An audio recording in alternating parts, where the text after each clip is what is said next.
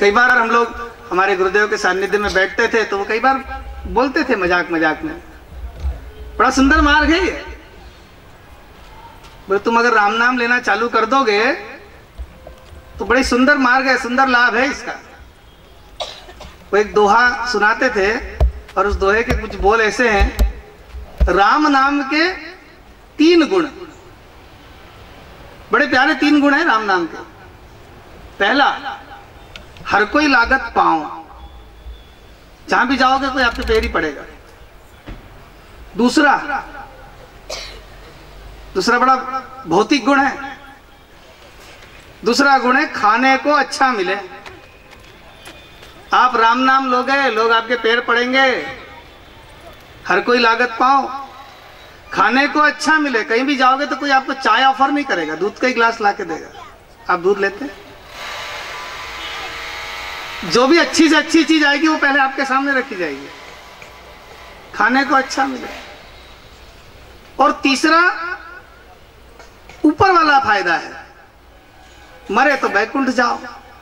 इच्छा हो या नहीं हो, तुमने इतनी बार राम का नाम ले लिया है कि परमात्मा तुम्हें वैकुंठ ही ले जाएगा।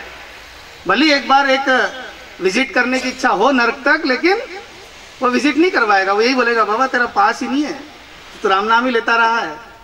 भले ही गलत लिया है पर राम नाम लिया है, इसलिए तू मरने के बाद वैकुंठ ही जाएगा। तो राम नाम के 3 गुण, हर कोई लागत पाओ, खाने को अच्छा मिले और मरे तो वैकुंठ जाओ।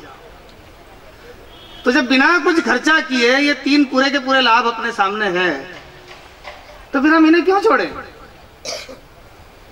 हालांकि संत ज्ञानेश्वर ने मराठी में बड़े सटीक भाषा में कहा है। क्या होता है, बुरा मत मानना मेरी बात का, मैं भी मराठी हूं, पर मराठी लोग बड़े चुभने वाला बोल देते हैं कभी कभी। या कुछ हमारे जैसे लोग होते हैं जो घुटनों से काम लेते हैं, तो वो चुभने वाला ही बोलते हैं, थोड़ा दिल को एकदम बुरा लग जाता है। पर क्या करें, हमने ज्ञानेश्वर को और रामदास को पढ़ा है। रामदास का दासबोध पढ़ा, ज्ञानेश्वर की ज्ञानेश्वरी पढ़ी, तो चुभने वाली बोलने की आदत लग गई है। और वो इतना सटीक बोलते हैं, वो कहते हैं चने खावे लोखंडाचे मग ब्रह्म पदीनाचे। है औकात लोहे के चने चबाने की तो संत बन जा, लेकिन अगर नहीं है ना तो फिर इधर आना भी मत, ये सोच के कि राम नाम के 3 गुण, हर कोई लागत पाओ और खाने को अच्छा मिले, मरे तो वैकुंठ जाओ। ये संभव नहीं है। लोहे के चने चबाने पड़ेंगे। नेचुरली लोहे के चने मतलब कोई बाजार से साइकिल के छर्रे ला करके चबाने के लिए नहीं बोलेगा आपको। संसार की कठिन से कठिनतम परिस्थिति का सामना हंसकर करते आना चाहिए, जिसे भगवत गीता में समत्वम कहा है। भगवत गीता कहती है समत्वम योग उच्यते, समानता ही योग है। कैसी समानता? अर्जुन को मार्गदर्शन करते हुए दूसरे अध्याय में भगवान कृष्ण ने कहा सुख दुख समय कृत्वा लाभा लाभो जया जयो। सुख दुख लाभ हानि जय पराजय, इसको समान कर जा। इन सबको जो समान कर देता है वही संतत्व को प्राप्त होता है, वही परब्रह्म के स्थान पर जाता है, वही ब्रह्मानंद की प्राप्ति करता है। आसानी से ब्रह्मानंद की प्राप्ति नहीं होती। ब्रह्मानंद की प्राप्ति के लिए आवश्यक क्या है, कौन करवा सकता है? तो सीधी सी बात है, जिसने फिजिक्स पढ़ा है वही फिजिक्स समझा सकता है, जिसने मैथ्स पढ़ा है वही मैथ्स समझा सकता है। संस्कृत के शिक्षक को मैथ्स समझाने के लिए बोलोगे तो समझा पाएगा क्या? हाँ, कुछ होते हैं हमारे जैसे जिन्होंने सिर्फ वैदिक गणित ही पढ़ा है, तो वो संस्कृत में शुरू हो जाते हैं, पर संस्कृत में शुरू होकर वैदिक गणित का प्रचार करते हैं। पर ऐसे बिरले होते हैं। जिसने जिस चीज का अध्ययन किया है वह उस चीज को भली भांति समझा सकता है, अर्थात जिसने स्वयं परब्रह्म तत्व को प्राप्त किया है वही परब्रह्म तत्व को बता सकता है और वही उसका आनंद दे सकता है। आप सब लोग यहाँ बैठे हैं, विराजमान हैं।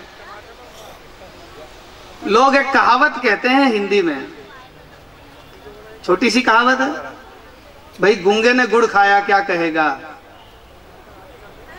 प्रचलित कहावत है, गूंगे ने गुड़ खाया क्या कहेगा। मैं थोड़ा और उसके आगे जाता हूं। आप सब लोग बोलने वाले, मैं तो बोल ही रहा हूं, देख रहे हो माइक पे आवाज आ रही है, आप सब लोग भी बोलने वाले हो।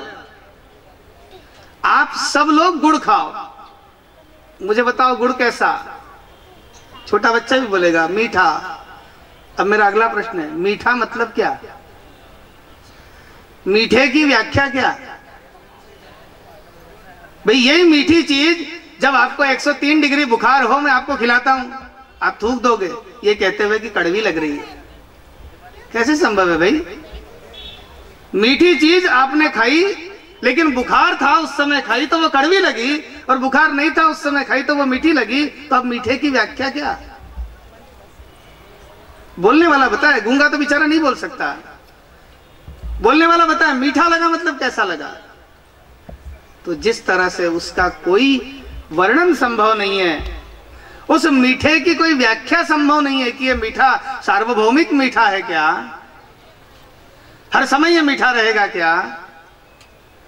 मुझे प्रिय लगने वाला टीवी सीरियल भी उस समय बुरा लगता है जब मेरा सिर दर्द हो रहा होता है।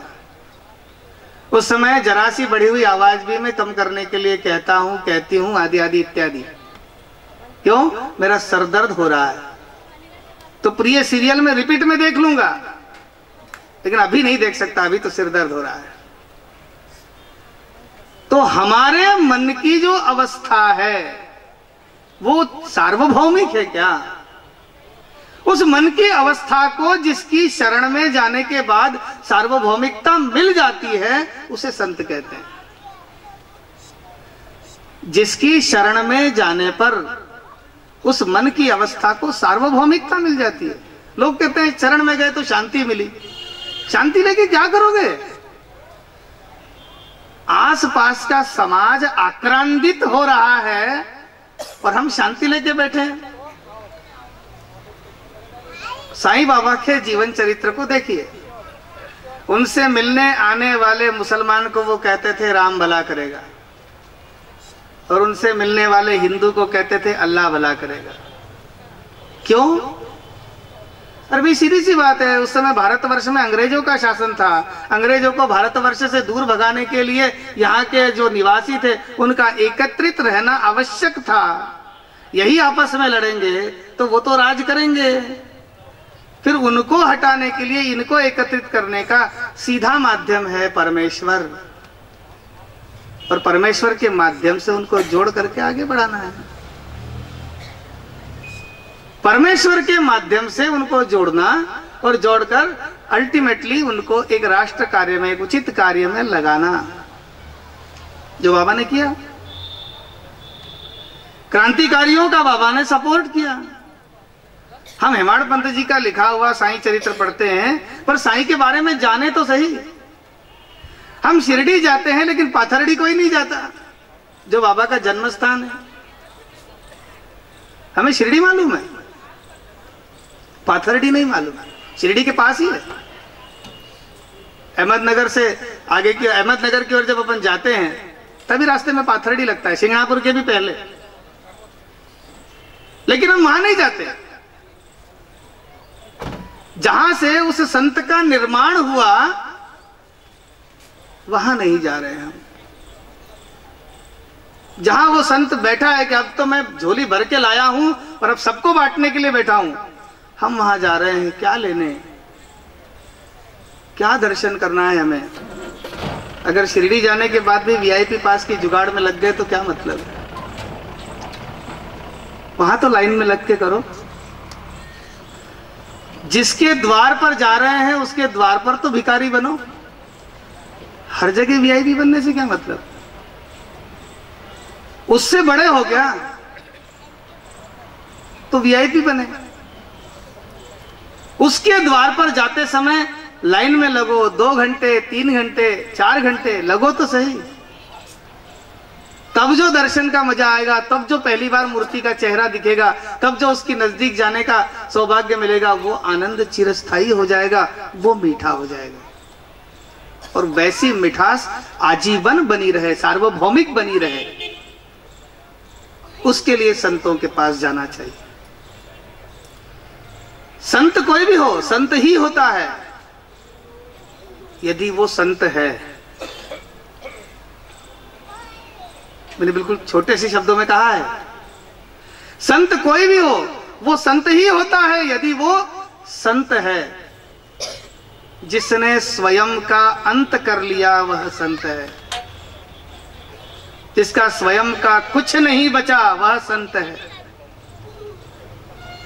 स्वयं का कुछ ना रख करके आगे आगे ले जाना। भगवत गीता में जैसा भगवान ने कहा है, ये यथा माम प्रपद्यन्ते ताम तथैव भजाम्य हम। जो मुझे जैसा चाहेगा मैं उसे वैसा मिलूंगा। और कहां मिलूंगा? उसी भगवत गीता में कहा, सर्वस्य चाहम हृदि सन्निविष्टो। मैं सभी के हृदयों में मिलूंगा। मुझे बाहर ढूंढने की आवश्यकता नहीं है, अंदर मिलूंगा। बड़ी विचित्र स्थिति है। मैं एक छोटी सी कहानी आपको बताता हूं। एक बार विद्यार्थियों के बीच में मैंने बताई थी। एक बार नारद जी घूमते घूमते वैकुंठ लोक चले गए। देखिए, अब कहानी कोई पौराणिक नहीं है, वेदोक्त भी नहीं है, शास्त्रीय भी नहीं है, सिर्फ बात समझाने के लिए बनाई हुई कहानी है। इसलिए उसकी सिर्फ बात समझना, कहानी मत समझना। कहानी के पीछे जाएंगे तो आप सब मिलके मुझे मारेंगे। इतिहास में ऐसा कहां हुआ था? बात के पीछे जाएंगे तो कहानी को भूल जाएंगे। तो एक बार नारद जी ऐसे ही घूमते घूमते घूमते घूमते वैकुंठ लोक पहुंचे। वैकुंठ लोक में देखते क्या है, विष्णु जी विराजमान हैं, उनके साथ माता लक्ष्मी बैठी हुई हैं। माता लक्ष्मी के साथ इधर एक तरफ शिव जी बैठे हुए हैं, शिव जी के साथ पार्वती जी बैठी हुई हैं, इधर ब्रह्मा जी बैठे हुए हैं, माता सरस्वती बैठी हुई है। और ये सभी देवता एक साथ बैठे हैं और चिंता कर रहे हैं, टेंशन में। नारद जी ने कहा, मेरा सौभाग्य है, सबके एक साथ दर्शन हो गए। आज का योग बड़ा अमृत सिद्धि योग है। तीनों देवता एक साथ हैं, तीनों शक्तियां एक साथ हैं, पर तीनों चिंतातुर। ऐसा क्यों? जैसे कि एक सार्वभौमिक आदत होती है, कोई चीज पूछने पर महिलाएं पहले उत्तर दे देती है। तो लक्ष्मी जी चिढ़ गई। उन्होंने कहा कि ये वास्तविकता है नारद जी, हम बड़े परेशान हैं, त्रस्त हैं। हमने सोचा था कि पहाड़ों में ऊपर चढ़ के बैठ जाएंगे, ये मनुष्य हमें परेशान नहीं करेगा। तो ये हर महीने आने लगा। पहले तो साल में एक बार नवरात्रि में आता था, अब तो हर बार आता है। और आकर के हमारे हालचाल तो कम पूछता है, यही कहता है, माँ मेरा ये काम हो जाएगा तो अगली बार फिर आऊंगा। फिर अगली बार आता है तो दो को और साथ में लाता है, कहता है माँ इन दोनों का भी करवा दो यार। फिर इनका हो जाएगा तो ये 5 बार आएंगे। तो पहाड़ों पे हम चली गई तो वहां पर भी हमें एकांत नसीब नहीं हो रहा है। देवताओं ने कहा हम सागर में चले गए, या हमें वहां ढूंढने आ गए। शिव जी ने तो यहां तक कह दिया कि भैया मैं तो ऐसी जगह चला गया जहां पर जब ये आते हैं तो इनकी सुरक्षा के लिए इनके देश को मिलिट्री लगानी पड़ती है, फिर भी ये वहीं आते हैं। ये मुंह से बोल बम बोलते हैं, सामने वाला बम गिरा देता है। 40-40, 50-50 खाना खाते हुए मर जाते हैं, फिर भी आते हैं। और एक बार जो आ गया, ठंड की परवाह नहीं करता, गर्मी की परवाह नहीं करता, खाना मिलेगा कि नहीं सोचता, और अमरनाथ पहुंच जाता है, बोल बम करता है। और एक बार आने के बाद कहता 5 बार और आऊंगा। अब बताओ, मैं तो वहां शांति की तलाश में बैठा था और ये सब आ जाते हैं। अब बताओ नारद, ऐसी कोई जगह है जहां पर हम रह सके? तब नारद जी ने जो उत्तर दिया था, अब अपन अपनी बात पे आते हैं। कहानी को तो छोड़ो, फाइल पेंडिंग रखते हैं। नारद जी ने बड़ा सटीक उत्तर दिया। नारद जी ने कहा कि हे प्रभु, अगर आप बुरा ना माने तो एक बात बोलता हूं। ये जो मनुष्य है ना, इसका जब आपने निर्माण किया तब इसके निर्माण के साथ साथ आपने कहा था त्याग, और उसने त्याग को उल्टा पढ़ा, उसने कहा गत्या। गत्या मतलब जहां गति नहीं होती। गति मतलब मोक्ष नहीं होता, मतलब इच्छाओं की तृप्ति हो ही नहीं सकती। तो ऐसी जगह पर ये आपने इधर से दिया, उसने उधर से पढ़ा, और उस चक्कर में आप जहां जाते हो ये वहां आपसे मांगने आ जाता है। इसकी डिमांड कभी पूरी नहीं होगी और ये मांगने आता है। तो आप एक काम करें, इस मनुष्य के हृदय में जाकर बैठ जाएं। उससे क्या होगा? जो व्यक्ति सच में आपको ढूंढना चाहता है वो अंतर्मुख होगा। अंतर्मुख होकर जब आपको ढूंढेगा तो वो अपने लिए कभी कुछ नहीं मांगेगा, क्योंकि वो अंतर्मुख हो गया, उसे परब्रह्म मिल गया, तो वो मांगना भूल जाएगा, फिर वो देना शुरू कर देगा। तो जो अंतर्मुख होगा वो मांगना भूल जाएगा, वो देना चालू करेगा। और ऐसे बहुत कम मिलेंगे। आपने 4 युग बनाए, आपको अवतार लेने पड़े, लेकिन अब आने वाले कलयुग में ऐसे बहुत कम लोग मिलेंगे, गिनती के लोग मिलेंगे जिनको आप हृदय में, आपके हृदय में जो स्थान में रहेंगे और आपका चिंतन करेंगे, आपका मनन करेंगे और अल्टीमेटली आपके साथ ही रहना पसंद करेंगे। वो दूसरों के लिए ही कर्म करेंगे, अपने लिए कभी कुछ मांगेंगे नहीं। ऐसी स्थिति, कबीरदास जी ने कहा ना, खुद के लिए अगर मांगूंगा तो मेरा आत्मसम्मान टूट जाएगा, लेकिन औरों के लिए मांगने के लिए मैं कभी भी झिझकूंगा नहीं, हमेशा दूसरों के लिए मांगने के लिए तैयार रहूंगा।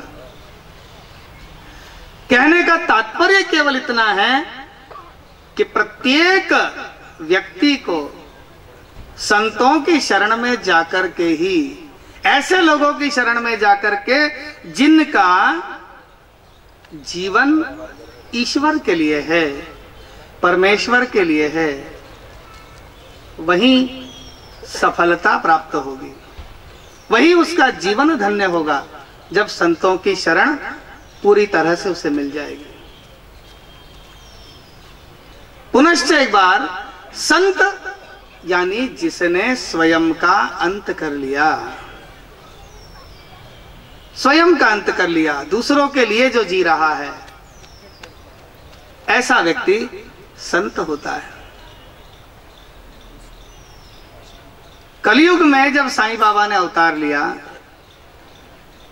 तब सामाजिक स्थिति को इसी रूप में उन्होंने देखा।